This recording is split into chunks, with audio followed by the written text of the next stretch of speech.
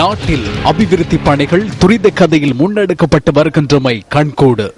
எனினும் அபிவிருத்தியின் நிழல் இம்மி அளவும் விழாத சில பிரதேசங்களும் காணப்படுகின்றமை கவலைக்குரியதே. புத்தளம் முந்தல் பிரதேச செயலகத்திற்கு உட்பட்ட உடப்பு கிராமம் இன்று சோபை இழந்து இவ்வாறு காட்சி அளிக்கிறது.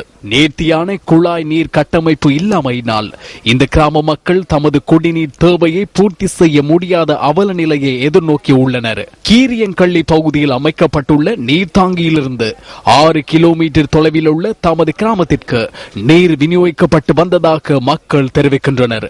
எனினும் கடந்த ஜனவரி மாதம் முதல் தமக்கான நீர் விநியோகம் சீராக இடம்பெறவில்லை என மக்கள் அங்கலாய்க்கின்றனர். இப்போ 2 மாதமா எங்களுக்கு தண்ணி வரையில.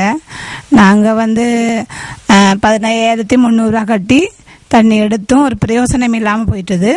நாங்க காசு கொடுத்து ஒரு நாளைக்கு 150 ரூபா 100 ரூபாய்க்கு காசு கொடுத்து தான் வாங்குறோம். தண்ணி பில் வருது, எங்களுக்கு நோட்டில் தான் வருது. ஆனால் நாங்கள் அந்த மீட்டருக்கு உரிய காசு 56 ரூபான்னு சொல்லி போடுறாங்க. அதை நாங்கள் மாதம் மாதம் சரிவர கட்டிகிட்டே இருக்கோம். ஆனால் இதுக்கு எந்த விதமான நடவடிக்கையும் எடுக்க இல்லை.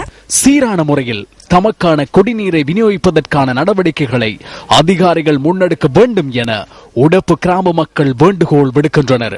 நல்ல தண்ணி குடிக்கிறதுக்கெல்லாம் இல்லை, தூரம் தான் போகணும், காசு கொடுத்து வாங்கணும். நாங்கள் தண்ணி பில்லுக்கும் காசு கொடுத்து தான் செய்யறது. சீராக வழங்குவதற்கு சம்பந்தப்பட்டவங்ககிட்ட முறையிடுறோம். ஆசியாவின் ஆச்சரியம் என்னும் மாபெரும் அபிவிருத்தி பயணத்தில் நாடு இணைந்துள்ள வேளையில் அபிவிருத்தி அத்தியாவசிய தேவையாக உள்ள உடப்பு கிராமத்தின் குடிநீர் பிரச்சினை தொடர்பிலும் அதிகாரிகள் கவனம் செலுத்த வேண்டியது அவசியம் அல்லவா? நீர் வழங்கல் அதிகார சபை தலைவரே, இது உங்களின் கவனத்துக்கு.